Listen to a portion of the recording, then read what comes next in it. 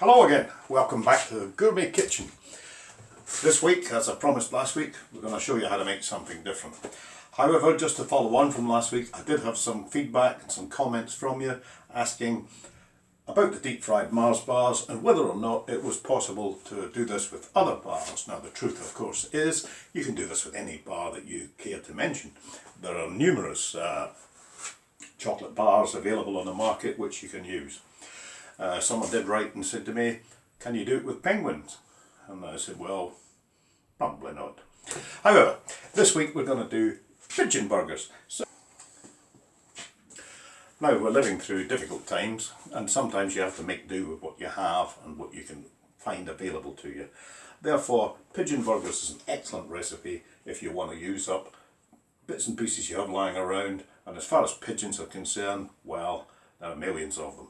So let's firstly we have to go get the pigeons. Now in some cases you can ask your friends to shoot pigeons for you if they have access to a gun.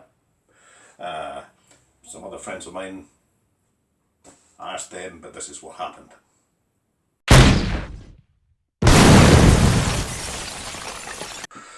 However, in this case there's no need for that because all chefs carry their own guns. Remember, if you have a gun, always use it safely. Don't load it, don't fire it indoors. I never do. Anyway, let's carry on.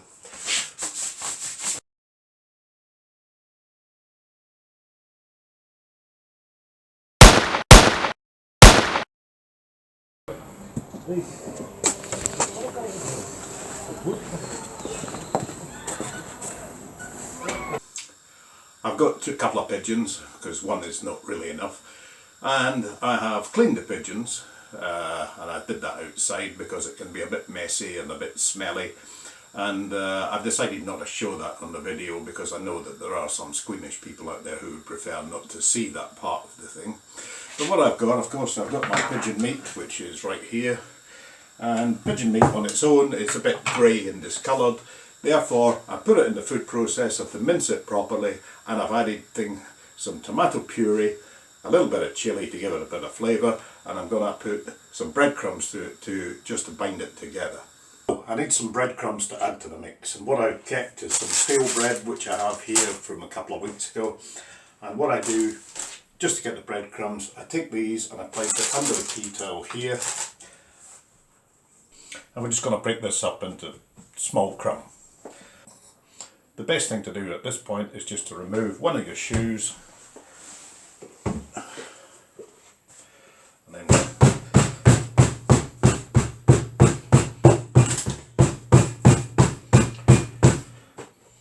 and there we go, we have our breadcrumbs. I've added the breadcrumbs, the chilli, the tomato puree to the mix. I brought them out, and what we need to do of course is tenderise them a little further. The processor has already chopped it, but there can be some gristly bits in pigeon meat, therefore I'm going to give it a bit more tenderising before we cook it. This is how we're going to do that. Once again, remove your shoe, and with this I'm going to tenderise the meat. Just watch this.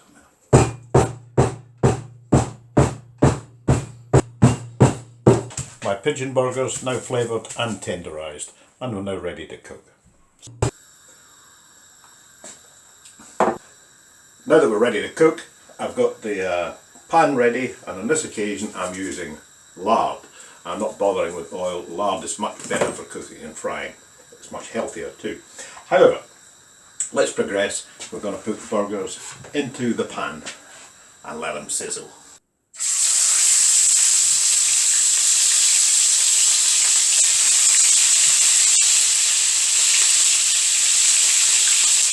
Let these burgers cook for about 2 to 3 minutes on each side, and then the same on the other side, which is just time for an interlude of some music. As always, I'll be joined by my friend Beardy and his brother, who's also joined us this week, Captain Beardy.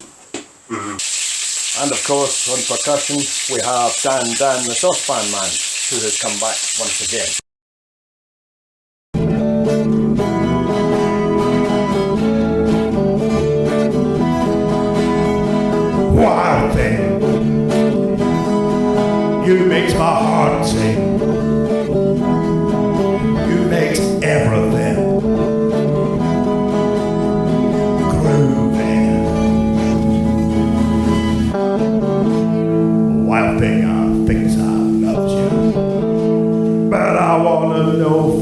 sure. Come on, baby, hold me tight.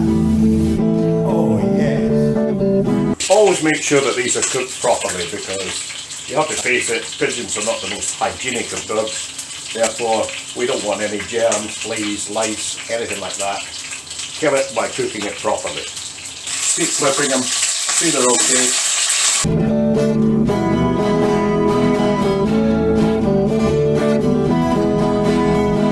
Wild thing,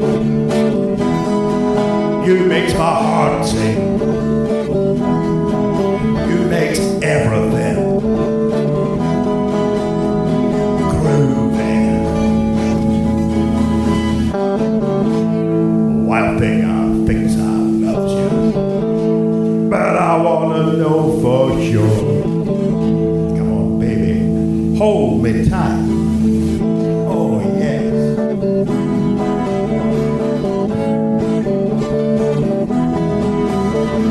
Wild thing. Burgers are almost ready, and what I'm going to do is add a little bit more flavour by putting in some blue cheese.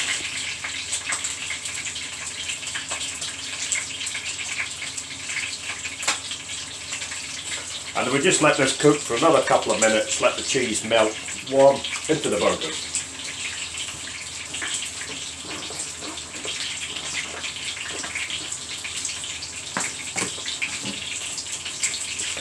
And while I'm doing that,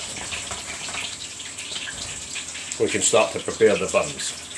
Now I've got two buns here, I've already buttered them. I'm going to add a little bit of this. This is burger relish, which we only need a little bit. And now we're almost ready to take the burgers out.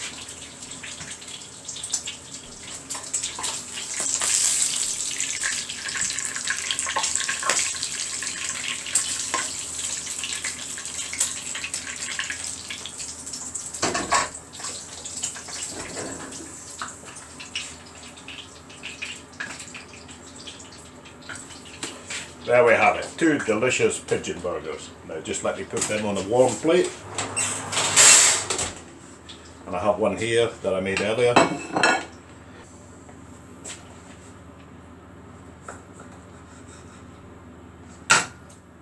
If you look at that, the burger is cooked right through the middle. So, once again, I'm always asked about drinks that accompany these meals. And I'm working on the same theme that we're using up those things which you have lying around the house. And what I happened to find in my place was half a bottle of Thai whiskey, which was given to me as a gift a couple of years ago. Never been opened, but today I'm going to try it, and we're going to have a little glass and just see how it pans out. And on this occasion, I'm having it with prune juice. I don't know if you've ever tried whiskey and prune juice. I certainly haven't, but I'm going to do it right now. Cheers.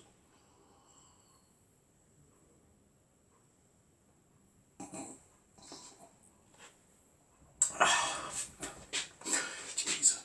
Anyway, yes.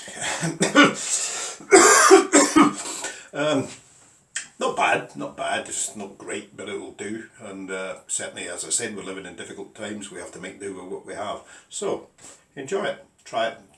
Gonna try new things, why not? So once again, we have a drink, we have burgers, we've got a decent meal. That's it for this week, folks.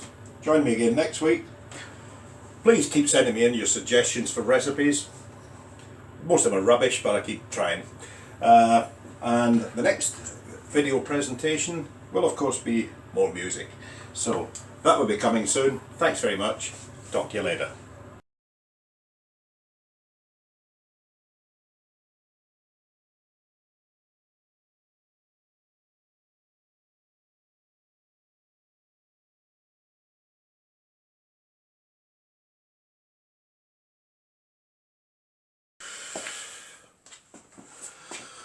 This.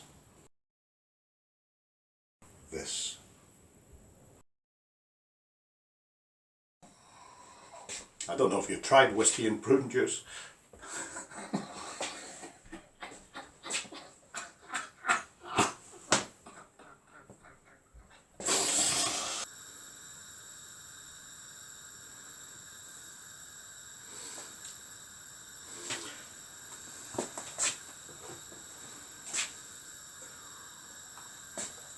Bye.